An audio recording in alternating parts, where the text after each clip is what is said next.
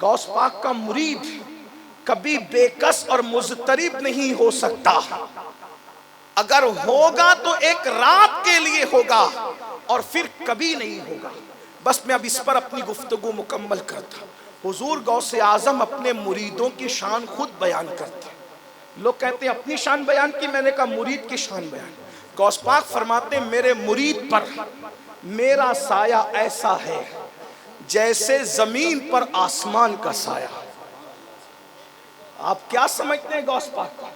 ولیوں کی کائنات میں کوئی مریدوں پہ اتنا مشفق نہیں ہوا جتنا غوث اعظم قادریوں پر مشفق ہے۔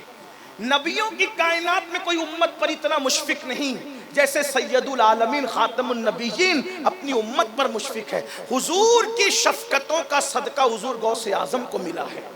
وہ مریدوں پہ اتنے مشفق ہیں، کہتے ہیں کہ میرا تو دل کہتا ہے کہ جب میرا مرید مر کے قبر میں جائے اور فرشتے اس سے سوال کریں من ربکا، تو میں مدد کے لیے اس کی قبر میں پہنچ جاؤں اور اس کی طرف سے جواب دینے کی کوشش کروں۔ سبحان اللہ سبحان اللہ۔ حضور غوث اعظم کی شان ہے۔ سرکار غوث اعظم فرماتے ہیں میرے مرید کو میں اس وقت تک مرنے نہیں دیتا جب تک اسے توبہ کی توفیق نہ مل جائے۔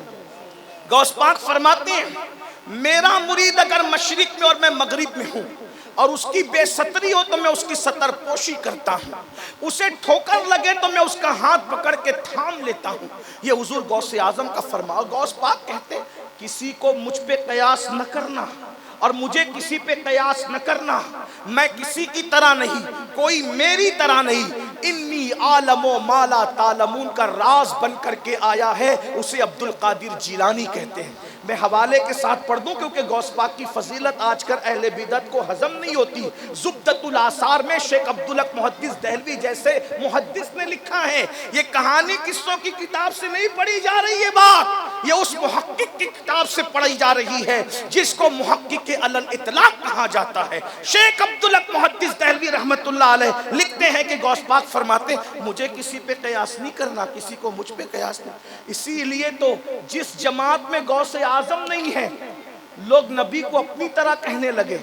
سنی نبی کو کبھی اپنی طرح نہیں کہہ سکتا، کوئی نہیں ہو سکتا تو ان کے نانا کی طرح کوئی کیسے ہو سکتا؟ سبحان اللہ سبحان اللہ۔ ارے نانا تو نانا، ان کے دادا کی طرح کوئی کیسے ہو سکتا ہے؟ میرے امام نے تو کہا کوئی علی کی طرح ہو ہی نہیں سکتا، اور کس شان سے نتیجہ نکالا، کیا خوبصورت انداز سے کہتے ہیں تیرا ذرہ مہ کامل ہے یا غوث۔ ہو سکتا ہے آپ سمجھے نہ سمجھے، جب راجستھان والے اور ایم پی والے شعر نہیں سمجھتے تو ہم ان کو تانا دے کے کہتے اگر ہم یو پی میں پڑھتے تو لوگ سمجھتے، لیکن اگر یو پی میں بھی شعر نہ سمجھا جائے تو پھر ہم کہاں جا کے پڑھیں؟ ذرا یہی بتائیں، کوئی تیسری دنیا تو ہے نہیں جہاں جا کر کے شعر پڑھیں۔ تو امام کہتے ہیں تیرا ذرہ مہ کامل ہے یا غوث، تیرا قطرہ یم سائل ہے یا غوث، کوئی سالک ہو یا واصل ہے یا غوث۔ تھوڑی کوشش کرتا ہوں مرشد کے قدموں کی خیرات لے کر۔ سالک کہتے ہیں اس بندے کو جو ولایت کے رستے پہ چل رہا ہو، ابھی ولی بنا نہیں، ولایت کے رستے پہ چل رہا، نہ وہ عام مومن ہے نہ وہ ولی ہے، بلکہ جو سالک اس کو کہتے ہیں جو ابھی ولایت کے رستے پہ چل رہا، اور واصل اس کو کہتے ہیں جو ولایت کی منزل پہ پہنچ گیا۔ اب بریلی کا قلندر کہتا ہے کوئی سالک ہو یا واصل ہے یا غوث، وہ کچھ بھی ہے تیرا سائل ہے یا غوث۔ یعنی چاہے ولایت کے رستے پہ چل رہا ہو، چاہے وہ ولی بن چکا ہو، وہ آپ کا محتاج ہے غوث اعظم۔ کوئی سالک ہو یا واصل ہے یا غوث، وہ کچھ بھی ہے تیرا سائل ہے یا غوث۔ اور پھر کہتے ہیں تو اپنے وقت کا صدیق اکبر، تو اپنے وقت کا صدیق اکبر، غنی جو حیدر و عادل ہے یا غوث۔ اور اس کے بعد کہتے ہیں ہزاروں تابعی سے تو فضوتر، یہ طبقہ مجملاً فاضل ہے یا غوث۔ اور پھر کہتے ہیں وہ کیا جانے گا فضل مرتضیٰ کو، وہ کیا جانے گا فضل مرتضیٰ کو جو تیرے فضل کا جاہل ہے یا غوث۔ جب غوث اعظم کو سمجھ نہیں سکتا تو علی مرتضیٰ کو کیا سمجھے گا، اور جو علی کو نہیں سمجھ سکتا وہ نبی کو کیا سمجھ سکے گا۔ اور پھر بڑی خوبصورت بات کہتے ہیں، غوث پاک نے ایک بات کہی، کہتے ہیں مجھ سے جو مانگو گے میں تمہیں دوں گا۔ غوث پاک کا وعدہ ہے، غوث پاک کا وعدہ کیا ہے؟ مجھ سے جو مانگو گے میں تمہیں دوں گا۔ یہ بہجت الاسرار میں لکھا ہوا ہے۔ اب اعلیٰ حضرت مانگ کیا رہے ہیں، علماء کی توجہ چاہو، مانگنے کا انداز دے ایک مرتبہ غوث پاک کی محفل سجی ہوئی تھی، کسی نے کہا یہ دے دو یہ دے دو یہ دے دو، غوث پاک نے سب کو دیا، لیکن امام احمد رضا کہتے ہیں کہ مانگا تو کیا مانگا، جو مانگا صحیح مانگا، لیکن میری باری آئی تو میں کیا مانگوں؟ کہتے ہیں کہا تو نے کہ جو مانگو ملے گا، کہا تو نے کہ جو مانگو ملے گا، رضا تجھ سے تیرا سائل ہے یا غوث، رضا تجھ سے تیرا سائل ہے یا غوث، میں تو آپ ہی سے آپ کو مانگتا ہوں۔ ارے جب ایاز محمود کو مانگ لے اور محمود ایاز کا ہو جائے تو بولو ایاز کی سلطنت کس کی، محمود کی سلطنت کس کی ہو گئی؟ اللہ اکبر۔ کہتے ہیں میں تو آپ ہی کو آپ سے مانگوں گا، جب میرے ہو گئے غوث اعظم تو پھر میرا زمانہ ہو گیا، اور ہوا بھی یوں ہی۔ آپ دیکھتے نہیں چشتیوں کی محفل ہے، ذکر احمد رضا کا ہو رہا ہے، نقشبندیوں کی محفل ہے، ذکر احمد رضا کا ہو رہا ہے، قادریوں کی محفل ہے، ذکر احمد رضا کا ہو رہا ہے، عرس احسن العلماء کا ہے، ذکر احمد رضا کا ہو رہا ہے، عرس اچھے میاں کا ہے، ذکر احمد رضا کا ہو رہا ہے، حتیٰ کہ میلاد بھی پڑھی جا رہی ہے تو اس بہانے احمد رضا کا ذکر ہو رہا ہے کہ وہی بریلی والا احمد رضا نا جس نے لکھا صبح طیبہ میں ہوئی، بٹا ہے بڑا نور کا، صدقہ لینے نور کا، آیا ہے تارا نور کا۔ بتا چلا یہ ڈنکے کیوں بج رہے ہیں؟ جب غوث اعظم کو غوث اعظم سے مانگ لیا تو پھر امام احمد رضا کے ڈنکے بجنے لگے۔ بس دو باتیں عرض کر کے بات پوری کرنے لگا۔ اللہ اکبر۔ اندازہ کریں غوث پاک کہتے ہیں جو میرا مرید ہے اس کے لیے یہ ہے، اس کو جنات نے نہیں ستانا، اس پر مصیبتوں نے نہیں آنا، تو کیوں نہ ہم غوث پاک کے مرید ہو جائیں، کیوں نہ غوث پاک کے مرید ہو جائیں۔ اور غوث پاک کا مرید ہونے کے لیے ایک بات بتا دوں، صرف رسومات کی ادائیگی ضروری نہیں ہے، طریق غوث اعظم لازمی ہے۔ ہم لوگ کیا کرتے ہیں؟ مرشد نے کہہ دیا فرائض واجبات کی پابندی کروں گا، ہم کہہ دیتے کروں گا، اور اسی دن ہم فجر کی نماز نہیں پڑھتے۔ سرکار غوث اعظم فرماتے ہیں اگر بے نمازی مر جائے تو اسے مسلمانوں کے قبرستان میں دفن مت کرو۔ جو غوث اعظم بے نمازی کو مسلمانوں کے قبرستان میں قبول کرنے کے لیے تیار نہیں ہے، وہ غوث اعظم بے نمازیوں کو اپنے سلسلے میں داخل کر لیں گے؟ یہ ایک سوال ہے، میں فیصلہ نہیں کر رہا ہوں، آپ پر یہ سوال چھوڑتا ہوں۔ جن بے نمازیوں کے لیے اللہ کے رسول نے فرمایا کہ بے نمازیوں سے میں محمد بیزار ہوں، قیامت کے دن ان کے ساتھ میرا کوئی وعدہ نہیں ہے، جس سے ان کے نانا بیزار ہو غوث پاک ان سے خوش ہو سکتے ہیں۔ 11ویں کی دیگے چڑھانے والوں بالکل چڑھاؤ، منع نہیں کرتے، لیکن مسجد میں کب آؤ گے؟ سرکار غوث اعظم نے ہمیں مسجد کا راستہ پہلے دکھایا ہے۔ اللہ کے رسول صلی اللہ علیہ وآلہ وسلم فرماتے ہیں اے ابو ہریرہ بے نمازیوں کے ساتھ نہ بیٹھا کر، کیونکہ بے نمازی جہاں بیٹھتا ہے آسمان پر اس سے لعنت برستی ہے۔ بے نمازی پر اللہ کے رسول فرماتے ہیں بے نمازی کو صدقہ مت دو، بے نمازی کو زکوٰۃ مت دو۔ اللہ کے رسول فرما رہے ہیں بے نمازی کے ساتھ اٹھ بیٹھ نہ کرو۔ حضور یہ فرما رہے ہیں ہم تو جلسوں کی تیاریوں میں نماز چھوڑ دیتے ہیں، بلکہ اب آخری بات اپنی گفتگو کی، جو قادری ہو جائے پھر وہ گناہ کبیرہ بھی نہیں کرتا اگر وہ سچا قادری ہو جائے۔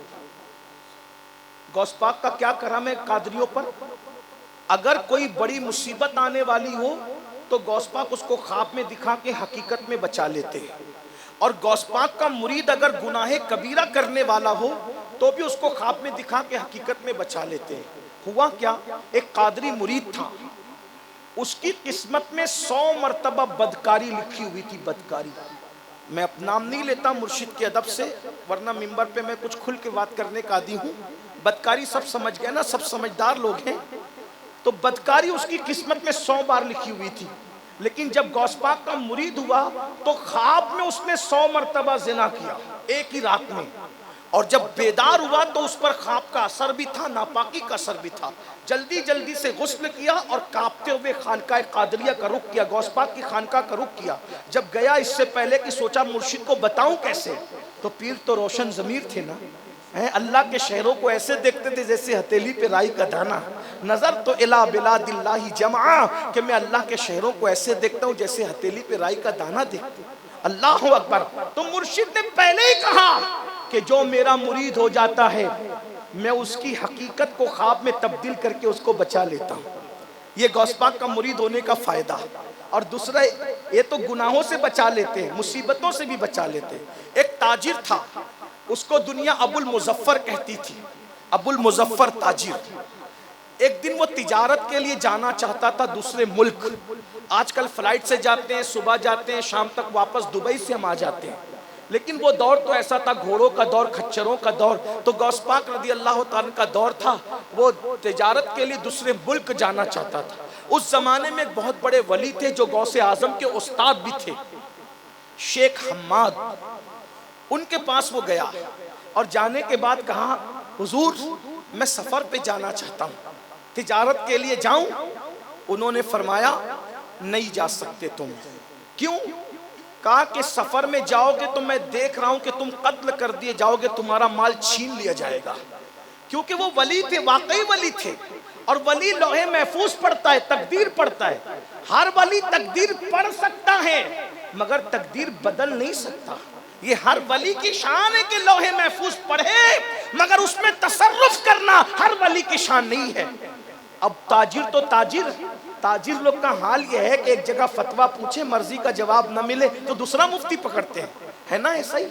اپنی مرضی کا ملے، بھائی بتاؤ مفتی صاحب یہ فلاں کرنسی کا کیسا، اس کا کیسا، اس کا کیسا، اور اس کے بعد جدید بینکاری کا کیسا، انہوں نے حرام کہہ دیا تو دوسرے کو پکڑے گا، دوسرے نے کہا تیسرے، جب تک من کی مراد کا جواب نہ ملے تب تک کہ وہ مطمئن نہیں۔ اب وہ بھی تاجر تھا ابو المظفر، شیخ حماد نے کہہ دیا نہیں جانا۔ اس نے سوچا کہ چلو غوث پاک کے پاس چلتے ہیں۔ اور غوث پاک سرکار مجدد الفسانی فرماتے ہیں اللہ نے تقدیر بدلنے کا اختیار دیا ہے غوث اعظم کو۔ جو لوگ اپنے آپ کو نقش بندی کہتے ہیں ذرا ان کو بھی خیال کرنا چاہیے، جو نبی کو نقش بندیت کا ٹائٹل لگا کے نبی کو گالیاں دیتے ہیں انہیں پتہ ہونا چاہیے نقش بندیت اسی وقت نصیب ہوگی جب مجدد الفسانی والا عقیدہ نصیب ہوگا۔ اگر مجدد الفسانی والا عقیدہ نصیب نہیں ہے تو سفید پگڑیاں باندھ کر مجددی کہلانے کا کوئی فائدہ نصیب نہیں ہوگا۔ اصل چیز عقیدہ ہوتا ہے، نہ کہ ٹوپیوں کا رنگ، نہ کہ اماموں کا رنگ، نہ کہ کپڑوں کا رنگ۔ اس لیے چشتیت اس عقیدے کا نام ہے جس عقیدے پہ غوث اعظم تھے، غریب نواز تھے، جس عقیدے پہ غریب نواز تھے، محبوب الہی تھے، بابا فرید تھے، قطب الدین بختیار کاکی تھے۔ قادریت اس کا نام ہے جس عقیدے پہ غوث اعظم تھے۔ نقشبندیت اس عقیدے کا نام ہے جس عقیدے پر سرکار باؤل حق والدین تھے، مجدد الفسانی تھے، سرکار احرار تھے۔ یہ وہ عقیدہ ہے۔ اور سہروردیت اس کا نام ہے جس پر سرکار شیخ شہاب الدین عمر سہروردی تھے، شیخ زکریا ملتانی تھے۔ لیکن جب آپ ان سب کو دیکھو گے تو پتا چلے گا قادریت کا عقیدہ چشتیت سے جدا نہیں، چشتیت کا عقیدہ نقشبندیت سے جدا نہیں، نقشبندیت کا عقیدہ سہروردیت سے جدا نہیں، سہروردیت کا عقیدہ رفاعیت سے جدا نہیں۔ اب سب عقیدوں کو اگر دیکھو گے تو وہ آپ کو بریلی میں یوں نظر آئے گا، انہیں جانا، انہیں مانا، نہ رکھا غیر سے کام، للہ الحمد میں دنیا سے مسلمان گیا۔